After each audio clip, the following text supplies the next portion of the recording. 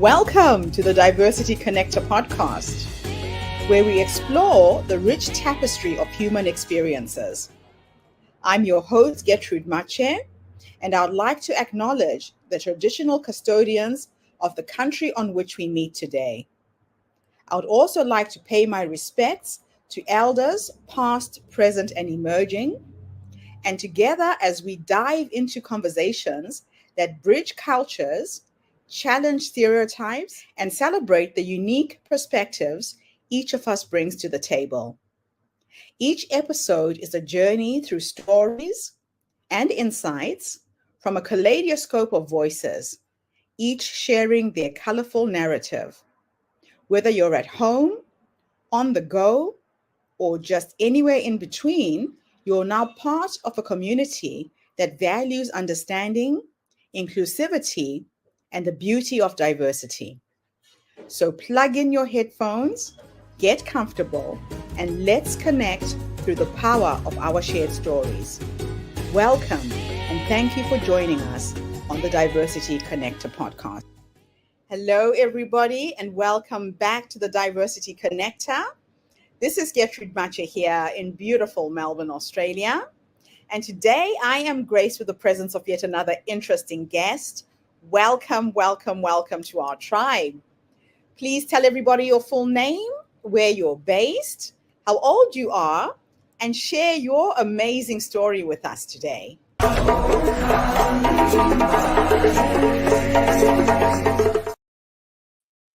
Hi, my name is Tony Lee. I am a strategy director for Hire. I'm what is known as a fractional CMO. So often organisations come to me and they work with me, and I often will help them with their marketing and branding projects, or act as their marketing chief marketing officer or marketing director for an organisation, particularly small to medium enterprises.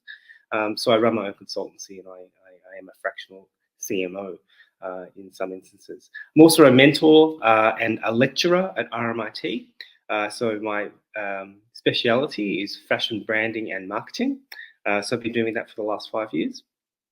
And I also am a prolific commentator when it comes to multicultural marketing as well. So got quite a diverse background. I'm also a photographer, so a bit of a jack of all trades, to be honest with you. So I do commercial photography for in a fashion context. I also do food photography, and I also photograph people for corporations as well as for art projects and such. So quite a wide variety of skills I bring to the table. I'm a bit of an introvert, I got to admit. I'm growing up. I came from a refugee background. So I came to Australia when I was just a baby. Came to Australia from Vietnam along with my family. I was just a child of about 1.5 years old. But growing up, I always felt different. I'm always stood out in amongst the groups that I've been involved and immersed in. In school, for instance, we're the only Asian family in the school. So I always felt very aware of my ethnicity. And I guess that kind of is formative in many ways for when people grow up in that kind of environment. You kind of want to sort of fit in. You know, there's a great desire to sort of fit in, and it's very often commentated that people from Asian migrant backgrounds in particular are considered like model citizens, in the sense that we're often quite not ones to raise attention to ourselves, and we try to establish and fit in. And so in many ways, that sort of really shaped who I am as a person, quite introverted in some respects. But in the same way, when I was growing up, my parents, of course, very conservative parents, they really always wanted me to be either a doctor or a lawyer or an accountant, those typical kind of professions. But I always saw myself being in a creative capacity. And as a child, I was very, very much inspired by Leonardo da Vinci, who was both an inventor and an artist. And I really saw myself connecting with that kind of sort of duality, this idea of like inventing and creating and using science and logic, whilst at the same time expressing myself from an artistic perspective. So that's really bled into a career in marketing, which I really established myself in for the last 25 or so years. My speciality has been specifically in the communication sector, which is ironic considering my introverted kind of spirit. But I do a lot of work in advertising communications, strategic communications, and particularly in branding as well. So a lot of that has to do with working with organizations and brands and SMEs and individuals on shaping a definition for who they are, their purpose in the world, and their reason for existing beyond just simply making money. And with that intersection of ideas comes the concept of branding. And a brand is a promise that you keep at every touch point and every interaction that you have with other people. So with that in mind, I've really established an expertise around that area, and this is why I've become an educator in this particular space as well. So I've been educating at RMIT for the last 5 years for the Masters of Fashion Entrepreneurship in Brunswick. And I've really enjoyed applying a fashion lens to the concept and discipline of branding and marketing. Now, my career is also dovetailed into creative professions, and not-for-profit organisations. So I worked in a lot of agencies, creative agencies, I worked in branding agencies, I worked in digital agencies. I started my career when Yahoo was the #1 search engine back in the 90s. So I'm in my mid-40s at the moment, and I started my career way back when as an intern working in digital marketing, when at the very, very dawn of digital marketing, still with Yahoo and banner advertising and such. And I've seen and worked in this space ever since. So I've seen it progress into social media and content marketing, and seen the rise of influence, seen the rise of search engines as a prominent resource tool, opinion being a prominent perspective and influence in terms of development of branding and how brands are steered. And also, more recently, have been dabbling more in the AI space as well. So looking at how the intersection between machine learning and creativity helps to create more powerful communication and more efficient communication at that. And because we are working in a 24/7 cycle of communication, the need to use tools in order to communicate faster, more efficiently, more creatively, is most certainly something that is paramount in people's minds. Now, my career has also sort of delved into the multicultural marketing space, and that's done almost by default in many ways. It's quite unusual. Not sure if you're familiar with sort of the agency space in Australia, but the vast majority of agencies in Australia are represented and led by non-culturally and linguistically diverse people. So people from backgrounds, usually from an Anglo-Saxon background in Australia. In fact, there was some research done some time ago to look at the lack of diversity and inclusion and representation in the marketing industry some time ago. And that report, and a similar report by the Diversity Arts Australia group, identified that non-cold Australians are 9 times more likely, non-cold, CALD that is, 9 times more likely to occupy leadership roles in cultural organisations, media, the arts, creativity and communications agencies than people from cultural and linguistically diverse backgrounds. So several years ago, this survey came out, and it really struck me that organisations were surveyed. The top 10 agencies in Australia found that the industry is 85% Caucasian, 15% non-Caucasian. So that's 6% Asian. And of that survey, I remember distinctly that only 1 person was Aboriginal or Torres Strait Islander. And that, frankly, I feel, even though that was several years ago, it's about 5 or 6 years ago that survey was conducted, I still feel like this is very true to today. I was at an arts event the other day, and looking around at the other patrons in the room, I was maybe perhaps one of 20 people in that room that I could see was notably from a cultural and linguistically diverse background. And I do I do find it a great curiosity that in a multicultural environment in which we live, that diversity doesn't play a greater part in terms of the cultural um, nuances of how we shape art, how we shape culture, how we shape communications, that diversity isn't anchored in how we hire for those types of jobs. And for a very long time in this industry, I would often go into boardrooms and I would be representing an agency or either being a board member myself. I would be very notable as one of the very few culturally and linguistically diverse people in those rooms. And so, I'm very much eager and keen to pursue and prosecute this idea that perhaps there needs to be a little bit, there definitely needs to be more diversity within these spaces. There needs to be more representation of a greater array of lived experiences to be able to feed in to the cultural tapestry that exists in Australia. And I'm very keen to ensure that that is something that forms part of my repertoire of many, many things and career options in the future. Tony, thank you so much for sharing your life and your story with us today. Very, very intriguing to see what you've done with your life, having come from a refugee background and now into branding and marketing and mentorship.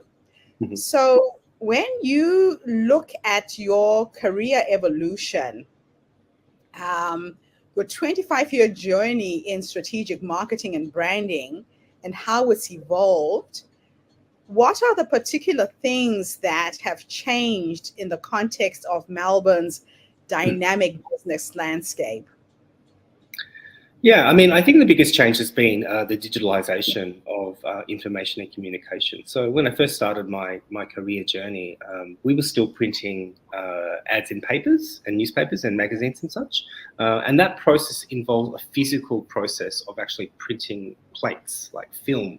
Like if you think about sort of photographic film, you actually have to print plates that represent the printing process. So a C, a M, a Y, and a K plate. So you'd have to get that printed. And the lead time for putting an ad in a newspaper would sometimes be 6 weeks. So you'd have to be that far ahead prepared to get your ad in the paper 6 weeks in advance sometimes. Yeah. So if you fast forward to modern day context, you can have an ad up almost instantly. So that has been the speed of communication, the speed of creativity has certainly accelerated within the last 25 years. And that's I've seen that all the way through from the development of the early days of the internet, with Netscape 360 back then. It was a very different time. Yahoo was the #1 search engine. And nowadays, we don't really have to think in terms of being able to source information. It's all through Google. We can access things like Fingertips. yeah, it's at our fingertips. And in fact, we don't even have to Google anymore. We can just ask an AI bot like it's in our house. We can ask our phones. We can literally talk to our phones and they can feed us back information. So the speed of information, the speed of communication has certainly accelerated. That in itself has created lots of challenges. For marketers and brands, it means that there's probably less of a control of the voice, less of control of the message. And there's a lot more understanding and appreciation and acknowledgement and acceptance that consumers, people who are engaging in the dialogue, are equal in how communication is structured. And those brands that are able to work within the newer context are the ones that are able to lean into that idea of engagement, that it is a two-way dialogue. Modern branding and marketing should be a two-way dialogue. And for those who are still stuck in the past, for those who are still sort of thinking that they can control the message, they're the ones that are going to be left behind. So those are the major things that I've sort of seen evolution in a broader context. And it's very exciting to sort of see almost that now we have this third participant, machines, as part of that conversation as well. So that's going to be an interesting, fascinating way to do it. So as a lecturer at RMIT, what principles do you emphasize to your students in the field of marketing and branding, especially from the context of diversity? Australia is a country that has a lot of immigrant students who are coming to study and learn here. Are you bringing that lens into their work, or just making them aware to maybe hold true to where they're from in terms of their designs? Tell me a little bit about that. Yeah, absolutely. That's a really good question, because I think at the end of the day, when it comes to marketing and branding, it's all about your audience. It's not necessarily about, like, a lot of organizations and brands think that if you think about the hero's journey, like you're telling a story, who's the hero in that story, often brands and businesses think that they're the hero of the story. It's not true. The hero of the story is the customer, it's the audience, the person that you're talking to. You, as a brand, as a marketer, as a business, you're simply the guide. You're helping them on their journey. And more brands should actually sort of think of them from that perspective. But to come back to your question about, like, what is one of the main key principles that I try to teach in my students, the one key principle that I keep coming back to is this notion that a brand is an empty vessel which you fill with meaning. So if you think about, like, a brand like Apple, for instance, Apple is in a literal kind of sense, in a semantic and literal sense, is a fruit. It's a piece of fruit. So that inherently has an idea of meaning, but it's filled with this idea of innovation and creativity over time. So if you think about any brand, your brand could be yourself, it could be Tony Lee, it could be Gertrude. Those are brands in their own right. You fill those with meaning, and it's about how you articulate and shape that meaning that you have the responsibility for. And that principle you can take into everyday life. You can take that from a personal perspective. You can take that into a business perspective, and you can, and it's really what the guiding principle that governs a lot of my teaching. A brand is an empty vessel which you fill with meaning, and with that meaning, ultimately, there are limited spaces in people's minds, consumers' minds, to fit brands in. So being distinctive and being different is hugely integral to memory making. And memory making is such a key component of what branding is. So if you can establish something that is authentic to who you are, your purpose, your drive, and imbibe that in your brand, then you'll have something that's authentic. And most importantly, because it's not fabricated, because it comes from within you, you don't have to try as hard to express that. So that's the greatest lesson. Branding is not a difficult thing if you apply the principle of just being true to what that creation of that brand always is, and reminding yourself about what that truth is, and expressing that in an authentic way. So branding for startups versus for nonprofit organizations, how do you how does your approach to branding differ when working with startups compared with working with nonprofit organizations? Well, let's start with not-for-profit organizations. A lot of people do gravitate to not-for-profit organizations because it has purpose at its core. And what I mean by purpose is that their role in the universe is beyond just simply making money. They're doing it for a greater good. There's a greater good that they believe in, that they want to mobilize people around and also express that greater good. So when you have purpose at your core, it's a calling card for others to gravitate towards you. So when I work with not-for-profits, it really is about identifying what that purpose is, and from that seed, growing and amplifying that communication to represent that purpose as strongly and as efficiently as possible. Now, the startup challenge is quite different. Startup challenges are about finding their way in the world. So startup challenges are more about creating relevance. So how do we create relevance in the world where before they existed, the world moved on without them. They didn't really need them. So for startups, it's about creating relevance. So when I work with startups, it's about identifying why they need to exist.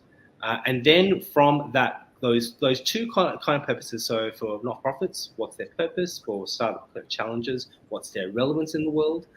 I look at how to take those ingredients and use techniques in order to create some resonance. So to create some distinction, to create some difference, to create something that is a message that is powerful and can amplify and resonate.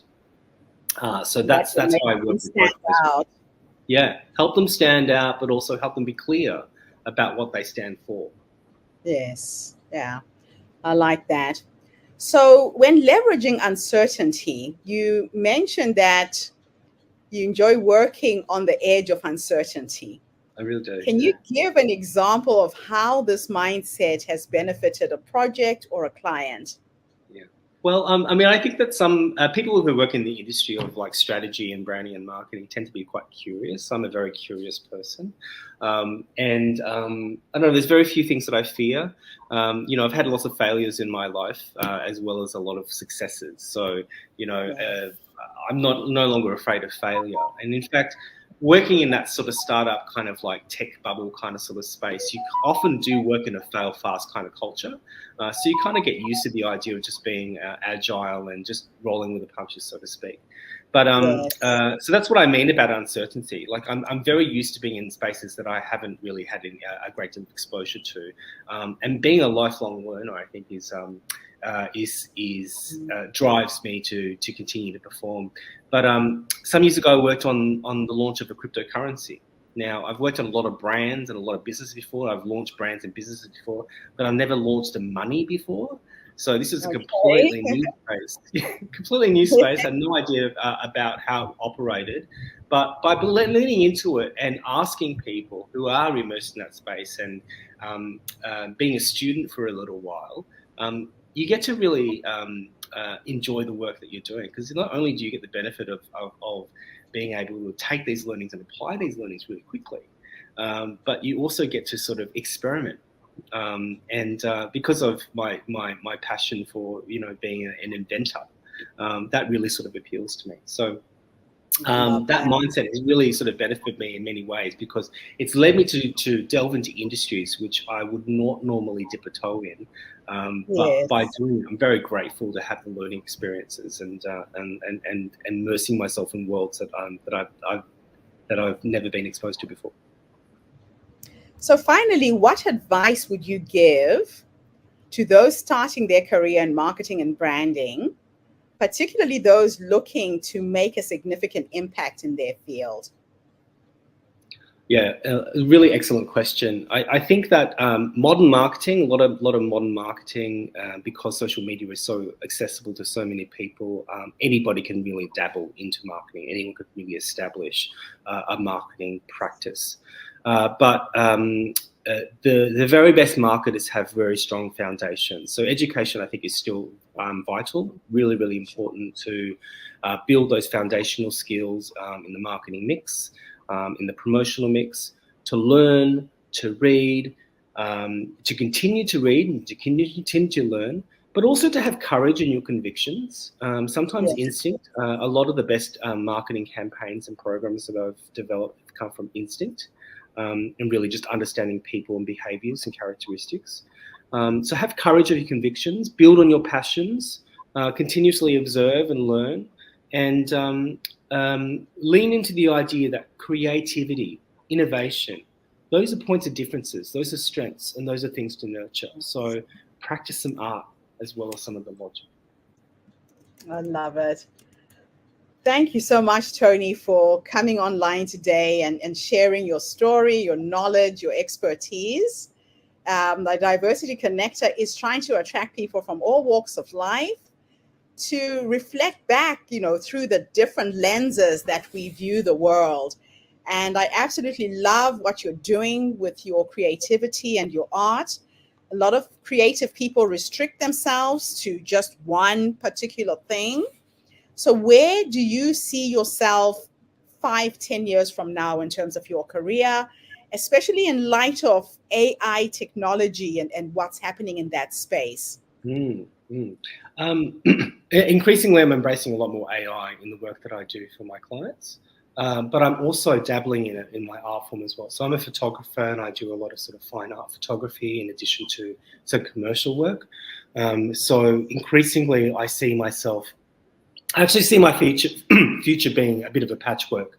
It's going to continue to be a patchwork between the commercial reality of being a consultant, helping organisations, helping individuals, helping small to medium enterprises to grow and nurture and prosper in their own careers and ventures, but also, I also see myself doing a little bit more work in the art space. Ultimately, I want to be able to put back more into the world than what I came into it with. So that's ultimately my dream, is to leave a legacy that's going to have a lasting implication, and one that is positive and has greater resonance for the values that I hold very dear to myself. That's a really lovely goal to aspire to. We're all on the planet to leave it a better place than we found it, definitely. Thank you so much for sharing that. You're So we welcome. are going to be having our Diversity Connector conference next year. I am hoping you will be a part of that team. I'm also hoping that maybe through your work at RMIT, you might bring some of your students to be volunteers. So I'm going to be catching up with you with regards to that at a later stage once I've set the dates. But I think that it's important for us to celebrate diversity in all forms, shapes, and sizes. And we're going to have a major event here in Melbourne in 2024 to bring to the fore all the diverse people we've interviewed and make those connections. Because what I'm personally finding is that a lot of times people don't know how to get into the diversity space. They don't know how to leverage on their point of difference, which is a real strength, not a weakness. And people like you and me show up, and we help hopefully show them how. That sounds wonderful. What a great goal. Looking forward to helping out in that respect. Thanks so much, Tony. And thank you to everybody who's tuned in today. The Diversity Connector is trolling the internet. We are all over the world, bringing in diverse voices from people from all walks of life. So tune in again tomorrow when I interview yet another amazing guest. In the meantime, have a fantastic day, morning, or evening, wherever you are in the world. And bye for now. Thanks again, Tony. My pleasure. Thank you so much. And that's a wrap, everybody, on today's episode of the Diversity Connector podcast. Thank you for tuning in and being part of our vibrant and global conversation. I'm your host, Gertrude Mache, and it's been an honor to share this space with you, where voices from all walks of life come together to weave a tapestry of diverse perspectives. Remember, every story you've heard today is a thread in the larger fabric of our shared humanity. So, as you step back into your world, carry these stories with you and let them inspire you to embrace and celebrate the rich diversity around us. Don't forget to subscribe, rate, and review our podcast to help us share these inspiring stories with more listeners. Do follow us on social media by looking for the Diversity Connector podcast for more updates. Until then, keep connecting, keep listening, and keep celebrating the beauty of diversity. This is the Diversity Connector podcast signing off. Stay curious, stay open,